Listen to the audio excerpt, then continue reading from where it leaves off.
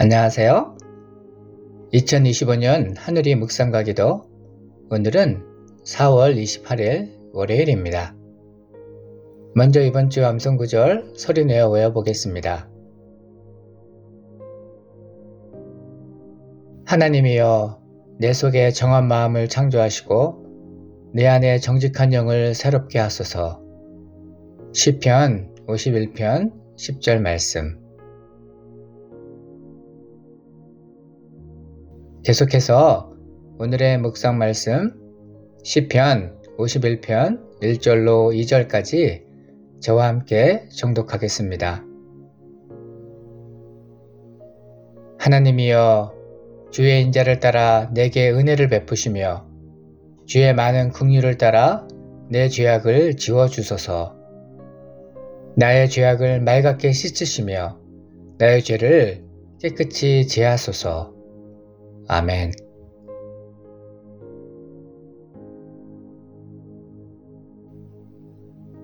여러분, 혹시 큰 잘못을 저지른 뒤에 너무 부끄러워서 차마 하나님 앞에 얼굴을 들 수 없었던 순간이 있으셨나요? 시편 51편은 다윗이 바로 그런 자리에서 하나님께 올린 기도입니다. 한 나라의 왕, 모든 것을 가졌던 다윗. 하지만 그는 욕망을 따라 밧세바와 간음을 저질렀고 그 죄를 덮기 위해 충직한 부하였던 우리아를 죽이는 살인까지 저질렀습니다. 그런 다윗에게 하나님은 나단 선지자를 보내셨는데 다윗은 그 앞에서 자신의 죄를 자복합니다. 하나님이여 주의 인자를 따라 내게 은혜를 베푸시며 주의 많은 긍휼을 따라 내 죄악을 지워주소서. 이 기도에서 다윗은 두 가지 하나님의 성품을 붙들고 있는데 바로 인자와 긍휼입니다. 인자에 해당하는 히브리어는 헤세드인데 이 단어는 단순한 친절이나 호의가 아닙니다. 헤세드는 하나님께서 언약을 맺은 자들에게 베푸시는 신실하고도 끊임없는 사랑을 뜻합니다. 즉 하나님이 약속하셨기 때문에 어떤 상황 가운데서도 포기하지 않고 베푸시는 사랑입니다. 다윗은 하나님 제가 범죄하였습니다. 하지만 하나님께서 약속하신 그 헤세드의 사랑으로 저를 불쌍히 여겨 주십시오. 이렇게 고백하고 있는 것입니다. 이것이 참된 회개와 회복의 출발점이라고 믿습니다.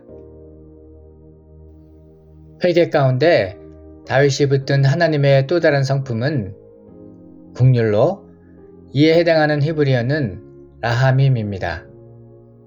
이 단어는 복수형인데 그 어원은 어머니의 자궁을 뜻하는 레헴입니다. 마치 어머니가 태중에 있는 자신의 아이를 깊은 애정을 가지고 애틋하게 돌보는 것처럼 하나님께서 그의 자녀들을 그렇게 품으십니다. 다윗은 하나님, 제가 죄인입니다.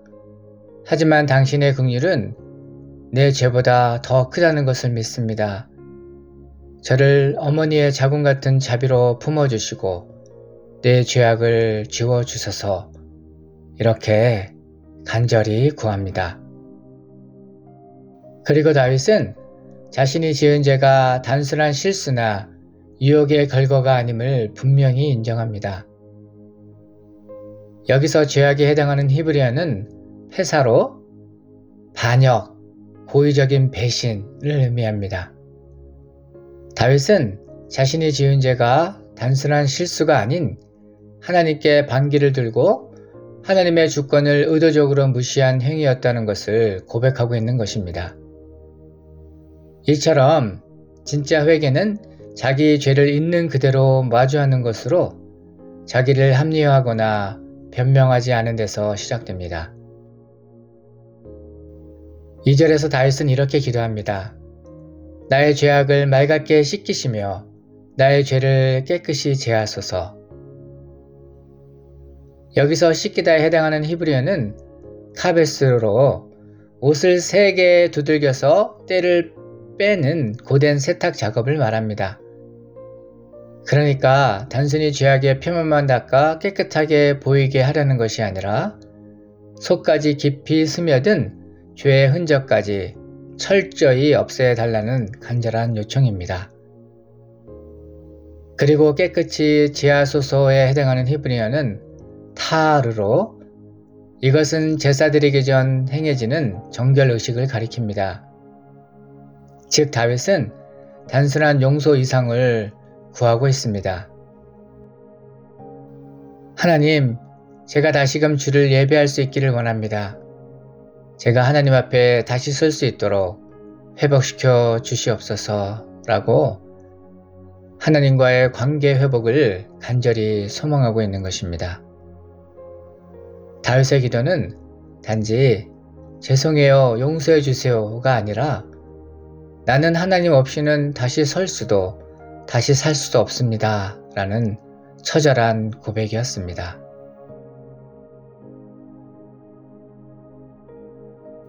말씀을 묵상하는 시간입니다. 오늘 본문 말씀은 여러분의 삶에 어떤 의미가 있습니까? 이 말씀을 어떻게 적용할 수 있을까요? 잠시 묵상하며 하나님의 음성에 귀 기울이는 시간 되기 바랍니다.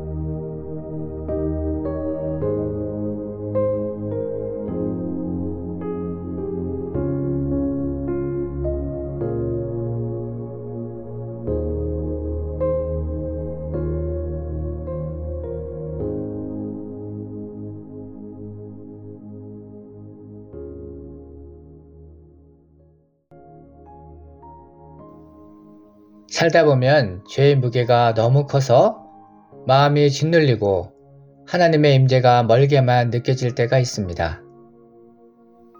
그럴 때면 도망치거나 숨고 싶어집니다. 그러나 그런 순간 참된 회개 가운데 들어갈 수 있음을 오늘 말씀을 통해 깨닫게 됩니다. 혹시 지금 여러분은 죄책감 때문에 하나님 앞에 나가는 것이 망설여지고 있지는 않은지요? 다윗은 자신의 죄를 지적한 나단 선지자에게 화를 내거나 입막음을 하지 않았습니다. 당시 왕은 절대 권력을 가지고 있었고 얼마든지 선지자를 죽여 자신의 치부를 숨길 수도 있었습니다. 그러나 다윗은 그렇게 하지 않았습니다. 그는 자기의 수치를 드러내고 하나님 앞에 엎드렸습니다.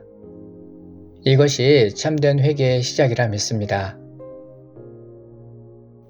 많은 사람들이 죄를 하나님 앞에 고백만 하면 회개가 끝난다고 생각하곤 합니다.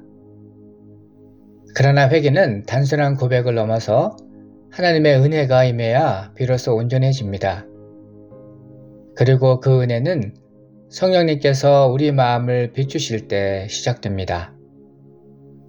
그래서 중요한 것은 하나님 앞에서 정직해지는 것인데 내 죄를 숨기지 않고 있는 그대로 인정하는 용기가 필요합니다. 그런데 복된 소식은 하나님은 회개하는 사람을 정죄하지 않으신다는 거예요.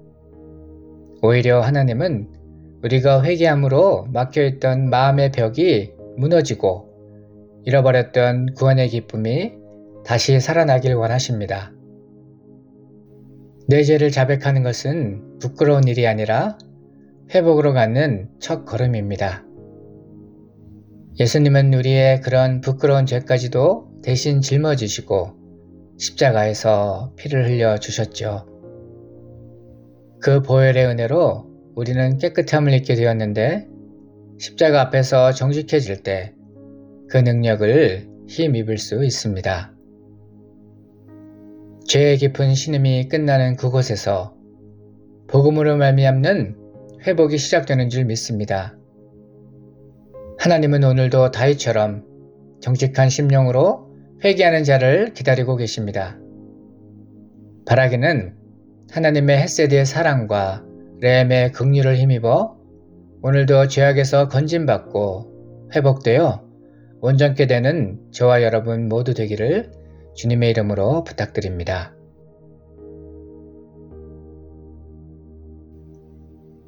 당신의 기도는 무엇입니까?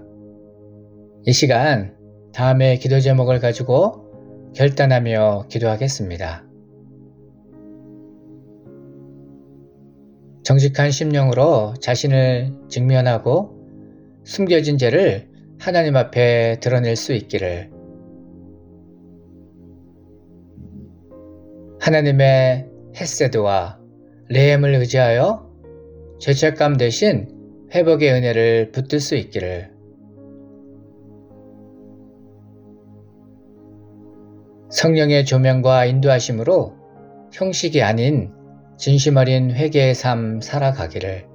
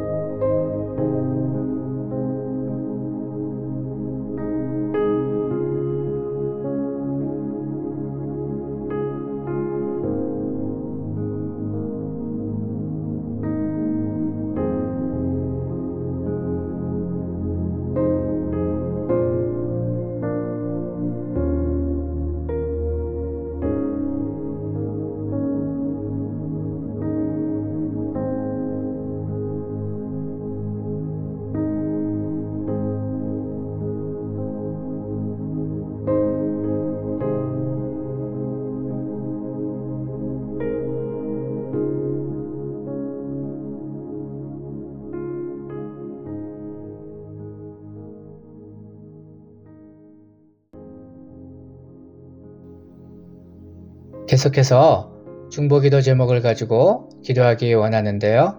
오늘은 우리 가정을 위하여 중보하며 기도하겠습니다. 우리 가정이 복음 안에서 하나 되게 하시고 예배와 기도가 회복되어 세상의 가치가 아닌 예수님의 가치를 따라 사는 가정 되기를 우리 가정 안에 깨어진 관계와 상한 마음을 주님께서 치료하여 주시고 가족들 중에 예수님을 믿지 않는 이들, 주님을 인격적으로 만나지 못한 이들을 만나 주시기를 기도하겠습니다.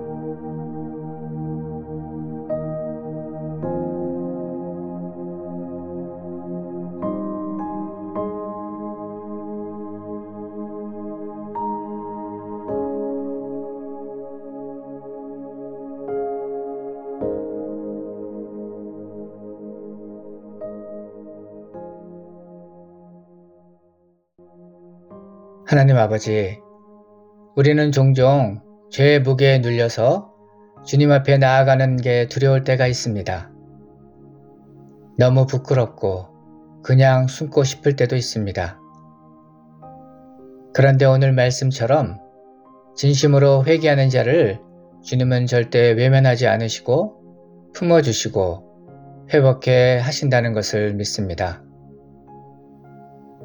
성령님, 우리의 심령을 비춰 우리의 죄를 밝히 드러내 주시고 하나님 앞에서 정직하게 우리의 죄를 대면하는 용기를 주시옵소서.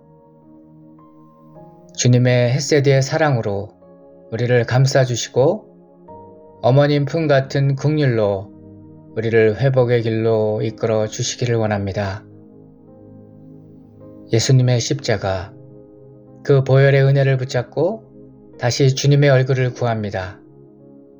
구원의 기쁨을 회복시켜 주시고 기쁨으로 주님을 따를 수 있도록 우리 마음을 새롭게 하옵소서. 예수님의 이름으로 기도합니다. 아멘.